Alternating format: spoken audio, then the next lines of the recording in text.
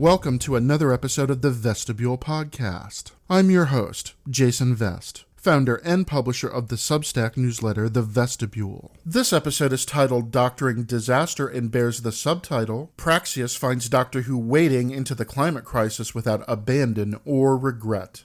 This review was first published on February 17th, 2022, and was written by myself, Jason P. Vest. The episode's pedigree is as follows. Praxeus, Doctor Who Series 12's 6th episode, was written by Pete McTeague and Chris Chibnall and directed by Jamie Magnus Stone. It stars Jodie Whittaker as the 13th Doctor, Tosin Cole as Ryan Sinclair, Mandip Gill as Yasmin Yaz Khan, and Bradley Walsh as Graham O'Brien. Praxeus guest stars Joanna Borja as Gabriella Camara, Warren Brown as Jake Willis, Sue Druitt as Joyce, Molly Harris as Suki Cheng, Thapelo Marapfella as Aramu, Matthew McNulty as Adam Lang, and Gabriella Toloy as Jamila Velez. The episode is 49 minutes long and was first broadcast on both BBC One and BBC America on February 26, 2020. And now, on with the show. Planet Earth, early in the third decade of the 21st century. Population, 7 billion. 7 billion lives, separate and connected. From the depths of the oceans to the edge of the atmosphere. Soyuz control, we have automatic system failure. Copy that, Soyuz. Can you switch to ballistic descent and maintain trajectory? Negative. I'm way off course. DMP's failed. And we have to deploy the parachute. Control, do you copy?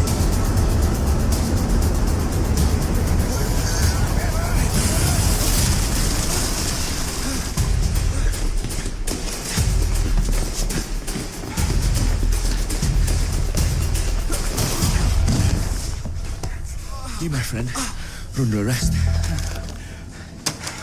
You do not have to say anything, but anything you do say may seriously aggravate me. What are you doing? Nailed him. I can't believe you let him walk away. You can't go round rugby tackling kids like that. You're not a police officer, Jake. Yes, I am. I'm just on a break. Get my head straight. This really isn't working out, is it?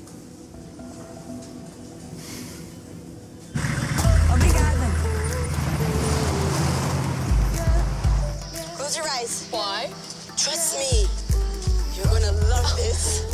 This is the most beautiful river in the world. Okay.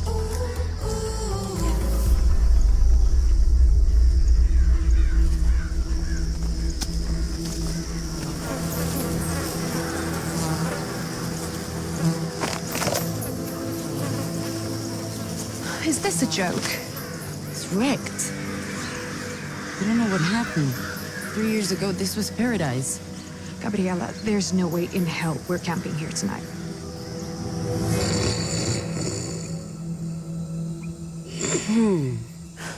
Every time.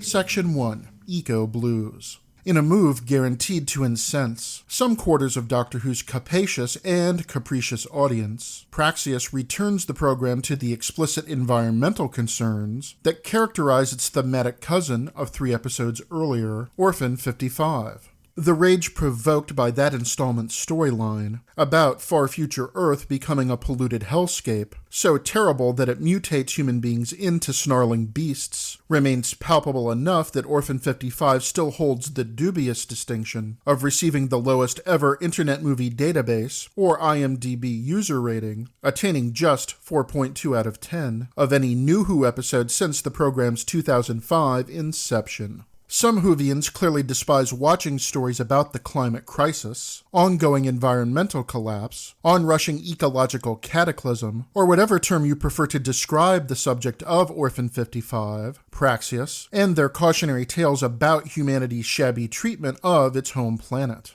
Too preachy, these fans cry. Stop lecturing us, they wail. We come to Doctor Who for time travel whimsy, not political grandstanding dressed up as drama, they pout. Such bullheadedness deprives these viewers of some powerful messages offered by Praxeus and its kindred, the aforementioned Orphan 55, Series 11's Arachnids in the UK, and Series 8's In the Forest of the Night, to name only 3 examples. This churlishness also misperceives Doctor Who's relationship to the political, social, cultural, economic, and yes, ecological currents in which the program, its creators, and its viewers all swim. Even hasty examinations of classic Who and New Who reveal the franchise's long-standing commitment to a gentle liberal humanism that is unafraid to get salty when necessary, that sometimes cloaks its real-world observations in silky dramatic gloves, but that, happily, removes those mittens for more bare-knuckled political commentary when the moment calls for it. And since our present moment calls for more than a few environmental Donnybrooks, I commend Praxeus for doing just that without abandon or regret. Viewers who criticize this outings, as well as the wider franchise's engagement with real-world issues either haven't watched as much of the old show or the new show as they claim, or perhaps they metaphorically wall off the bits they loathe, rather like Montresor bricking off Fortunato and Edgar Allan Poe's memorable 1846 short story, The Cask of Amontillado.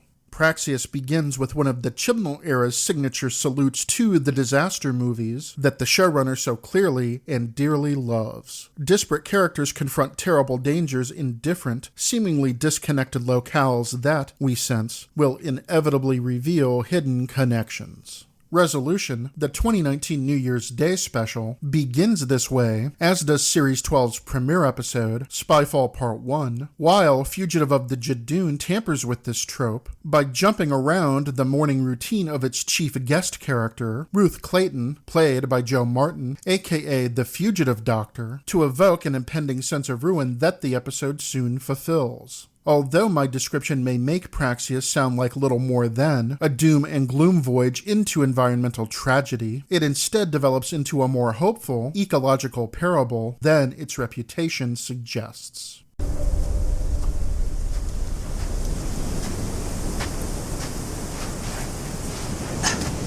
I know you're worried about your husband, mate, but he's in good hands with the doc. Let's go away. What did he mean when he said 7 months too late?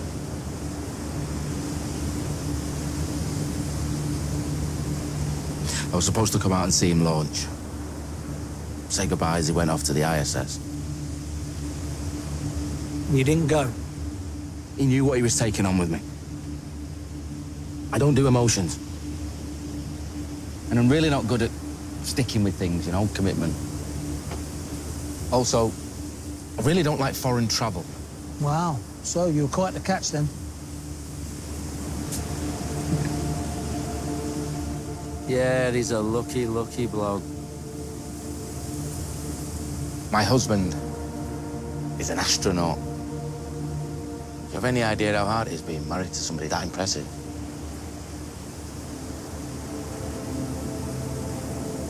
Sort of sends me the other way.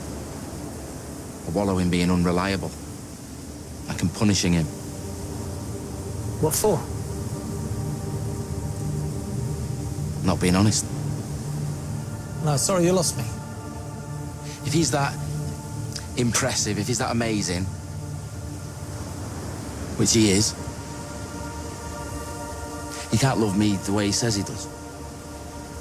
It doesn't make sense. Why would he?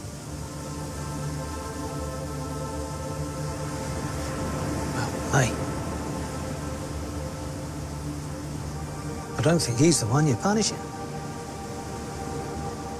Section 2. Red Alerts. Praxeus mercifully launches its story with no exposition. taking us from the crashing Soyuz space capsule of English astronaut Adam Lang, played by Matthew McNulty, a man who tries but fails to prevent disaster as his craft re-enters Earth's atmosphere while returning from the International Space Station, to off-duty police officer Jake Willis, played by Warren Brown, tackling a shoplifter to the floor of an English supermarket, an action that gets Jake gently dismissed by a supervisor named Joyce, played by Sue Druitt. We then meet travel vloggers Gabriela Camara, played by Joanna Borja, and Jamila Velez, played by Gabriela Toloy, discovering mounds of plastic trash on the banks of an unnamed Peruvian river, a place that, Gabriela says, was once the world's most beautiful example of its kind. When Jamila disappears from their tent that night, the upset Gabriela encounters Ryan the next morning as he collects dead birds from the rubbish all around them, while ominous avian flocks spin in the sky overhead. Yaz and Graham, meanwhile, track strange energy signals in Hong Kong when they encounter Jake, who, while drinking in a pub during an earlier scene, receives a text message from Adam pleading with Jake to find him. Adam, the pride of the European Space Agency, happens to be Jake's husband, so, despite Jake's aversion to international travel, he flies to Hong Kong hoping to find his lost husband, who, as far as anyone else knows, perished in the capsule's crash. And where is the doctor? Oh, running along a beach in Madagascar, tracking one surviving sailor from an American submarine that's gone missing in the Indian Ocean. She screams for help from two local laboratory workers, Aramu, played by Thapelo Marapfela, and Suki Cheng, played by Molly Harris, whose well-stocked facility sits near the waterline, a convenient placement that doesn't raise alarm bells, even if it should, given the furious pace and life-threatening events confronting the Doctor. So yes, disaster movie vibes all the way. Praxeus quickly unites these characters to solve the many quandaries they face, only to see this plucky group, in the best Doctor Who tradition, realize that one central mystery connects them all. After the exhilarating revelations of Fugitive of the Jadoon, audiences might expect Chibnall to plumb these possibilities in this follow-up installment, but pursuing that path is neither the showrunners nor New Who's manner. From Series 1 onward, shocking and even game-changing events frequently give way, in the next outing, to smaller domestic concerns. Praxeus, in a salutary turn of events, simultaneously fulfills and bucks this trend by enmeshing Team TARDIS and its guest characters in a plot that may seem smaller in scale than Fugitive of the Jadoon calling into question all that we know, or think that we know, about the Doctor's past, but by the time Praxeus concludes, this entry sees the Doctor and her friends racing to find the cure to a bacterial infection named, unsurprisingly, Praxeus, that threatens all life on Earth. Praxeus the episode, in other words, cannot be confused with a quiet domestic drama despite focusing, in key scenes, on the relationships among its characters, principal and guest, foremost among them Jake's and Adam's troubled marriage. Orphan 55, as my review notes, gets this aspect of its storytelling wrong by tackling, without much subtlety, the hackneyed mother-daughter tensions between Laura Fraser's Kane and Gia Ray's Bella. So, seeing writer Pete McTeague, alongside Chibnall, sketch Adam's and Jake's problems with greater sophistication is a relief. McTeague's and Chibnall's work is aided enormously by the good acting of Warren Brown, Matthew McNulty, and in a finely wrought scene that finds Graham counseling Jake about the regrets that will haunt him if he, Jake, doesn't share his doubts and vulnerabilities with his spouse, the ever-great Bradley Walsh. All questions about the relationship between Gabriella and Jamila, however, go unexplored when Ryan and Gabriella find the recently deceased Jamila in an abandoned Peruvian hospital. Large, tannish, shard-like incrustations cover her face and neck, but soon overtake Jamila's entire corpse, causing it to disintegrate into dust. This sight, accompanied by a crunching sound that culminates in Jamila's body exploding into fine particles, isn't merely fast but also sickening, so that when the same process overtakes the body of the dying American submariner that the Doctor discovers on that Malagasy beach, accompanied by flocks of birds assembling, tumbling, and turning in the sky above, the Doctor realizes that something nefarious, even terrible, is afoot. What that may be, and what it says about the state of planet Earth circa 2020, explains why some Whovians regard Praxeus as too preachy by half. Going somewhere? Who were they, Suke? The infected people in the hazmat suits? My crew. I'm the last one left. Wait, that's a spaceship, right? Well, the back end of one, yes. Just when I thought things can get any madder. How did you get here? I was going to ask you the same question, but I presume that ship is how. So the question is, why? Praxeus devastated my planet. The survivors were assigned to lab ships to find an antidote for the few of us left alive. You're infected too. Cellular mutation is slower for us. If you're scientists in lab ships, please tell me you didn't bring this infection here deliberately.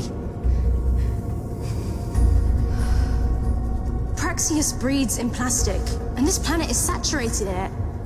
We traveled across 3 galaxies to find the perfect living laboratory. To use Earth as a petri dish, destroying one race to save the remnants of your own. But this down here, this environment, it wasn't deliberate. We lost control of the shuttle on entry, crash-landed. The bacteria flooded out, irradiated, formed this world. And a broken spacecraft, sending out pulses and energy from the bottom of the ocean, was enough to down and frazzle a returning space capsule. This is the center of where everything's been happening. Your arm, you've been scratched by those birds. You've had a double dose of Praxeus. But you showed me how to find a cure. Thanks to you, my mission was successful. They already had the transmission of how the cure could work. No, Suke, the cure is designed for humans, and we don't even know if it works on them. If you're not human, who knows what will happen? Please tell me you haven't administered it on yourself. Stay out of my way. Stay here.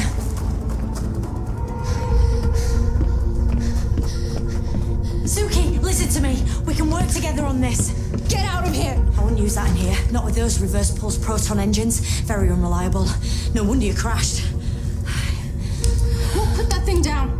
Sortable, though. Organic fuel cells. Oh, hang on.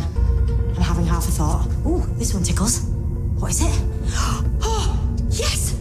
You can store anything in organic fuel cells. Anything vaguely organic. Look at us, Suke. 2 brilliant scientists. We can fix this. Work together, find a cure for you, and then we can stop Earth from being taken over by Praxeus. What's happening to me? It's spreading. How do I stop it? Help me!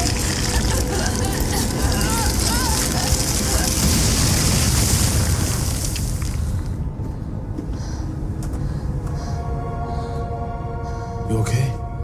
Where's Suki? Succumb to Praxeus. Section 3. Greener Pastures. Even so, this episode includes nearly every element that we expect of a good New Who adventure, whether seemingly insoluble mysteries that don't willingly yield clues, intriguing guest characters that accompany the Doctor and her friends along the way, or extraterrestrial threats that Team TARDIS must face down before the hour, or, in this case, 49-minute running time, ends. By these measures, Praxeus doesn't simply succeed, but follows a well-worn template that reassures us that, fugitive of the Jadoon's whiz-bang secrets haven't so altered Doctor Who's dramatic landscape that the program forgets its mission statement. Follow the Doctor as she travels through space and time, helping out where she can, and having fun in the process. And, thanks to Jamie Magnus Stone's crisp direction and some truly spectacular vistas shot on location in South Africa, Praxeus is loads of fun, hitting enough spooky notes to place it among the most entertaining one-off entries of Chibnall's time as showrunner. Stone's eye for poised compositions that become jangled handheld shots necessitated by this installment's action sequences makes him, in only his second episode as director, he also helmed Series 12's excellent premiere, Spyfall Part 1, among the best new crew members recruited by Chibnall and, in truth, one of New Who's best overall directors, ranking up there with franchise stalwarts Joe Ahern, Graham Harper, Rachel Talalay, and, especially, Euros Lynn.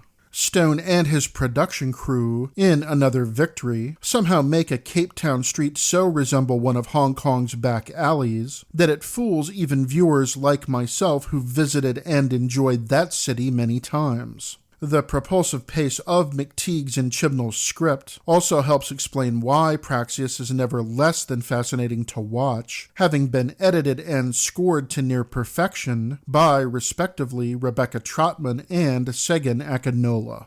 Yet this outing's most important contribution is its resolute commitment to ecological justice, which arrives in the form of Team TARDIS discovering that the Praxeus bacterium is of extraterrestrial origin. This development becomes even more menacing when the Doctor determines that this alien pathogen neither unintentionally nor indiscriminately targeted Earth. The keys to this breakthrough are Yaz's smart and brave actions in teleporting herself and Gabriella to a disconcerting realm that Yaz initially mistakes for another planet, but whose real location and context unveil the covert reasons that Praxeus threatens to run rampant around the globe. When the Doctor arrives in this place with everyone else in tow and in the TARDIS, she realizes that it is, in fact, located miles beneath the Indian Ocean, which explains why the missing American submarine's conning tower is jammed next to piles of debris that are, in fact, the remnants of Suki Cheng's actual laboratory. Suki, you see, is a member of an unnamed extraterrestrial species whose world was devastated by Praxeus, a bacterium that feeds on plastic as gleefully as I eat bacon. Or, as the Doctor summarizes when Graham protests, that his body is not full of plastic. It's in the air, it's in your food, it's in your water. Humans have flooded this planet with plastics that can't be fully broken down, so much so that you're ingesting microparticles whether you know it or not. You're poisoning yourselves as well as your planet. An alien bacteria has come to this planet, and it found a feast. Does this dialogue punch us too directly on the nose? Might it sermonize too forthrightly? The fact that the Doctor's diagnosis is spot on means that I can't reproach McTeague and Chibnall too harshly for telling the truth to audiences who need to hear such plain talk as frequently as possible. Jodie Whittaker delivers these lines matter-of-factly to avoid the hectoring tone that a lesser performer would allow to tip into unwelcome stridency. The Doctor is aghast when she grasps that Suki and her hazmat-suited compatriots, beings who have attempted to kill Team TARDIS throughout Praxeus, were dispatched in lab ships to find a cure for the Praxeus plague before it exterminated every member of Suki's species. Yes, in effect, Suki and her friends use Earth as a petri dish. Suki, however, soon falls victim to the bacterium, whose accidental release, caused by Suki's shuttle crashing into the ocean weeks before this episode begins, constructs the toxic environment that now encases her spacecraft. The bad news is that Praxeus infected birds in Peru and Madagascar, then jumped to human beings, and now threatens to spread around the world. Like the Hopper virus subplot featured in Orphan 55, this storyline's parallels to the COVID-19 pandemic are, upon revisiting Praxeus, harrowing to contemplate even if McTeague and Chibnall had no idea what real life held in store for us all when they wrote this entry's teleplay sometime in 2018, probably in late summer or autumn, before revising their draft until filming began in February 2019. These correspondences may also clarify why some audience members so dislike Praxeus, whose IMDb rating is a paltry 5.2 out of 10. It's simply too true to life. Or, more accurately, as true to life as an episode about extraterrestrial bacteria running wild on Earth can be. The dead birds also hold the crucial clue about curing Praxeus, having developed enough microbial resistance to the pathogen that the Doctor and Suki can extract and enhance an enzyme that nullifies and destroys the bacterium. They must use the ailing Adam, who was deliberately infected by Suki's partners in Hong Kong, as both incubator and test subject, while the way they spread this medicine over Earth's surface involves Jake piloting Suki's shuttle into orbit, in a gripping sequence that doubles as a happy bit of Doctor Who flim-flam. What would any episode be, after all, if it neglected to pile absurdity atop eccentricity atop silliness that crosses into farce? So the good news, my friends, is that Praxeus nearly has it all. And for viewers who enjoy a television series unashamed to wear its ecological conscience on its sleeve, nearly has it all ways. When Team TARDIS leaves Adam, Jake, and Gabriella on that Malagasy beach to travel the world together, and especially when Jake says, "We'll take the planet from here." The possibility of this trio forming a Torchwood-style unit that the Doctor can call upon for assistance in future escapades is tantalizing enough that, if Chibnall doesn't bring these winning characters back to television, perhaps Big Finish Productions can enlist Warren Brown, Matthew McNulty, and Joanna Borja to voice their roles in a few new Who audio dramas. Ah yes, we can hope.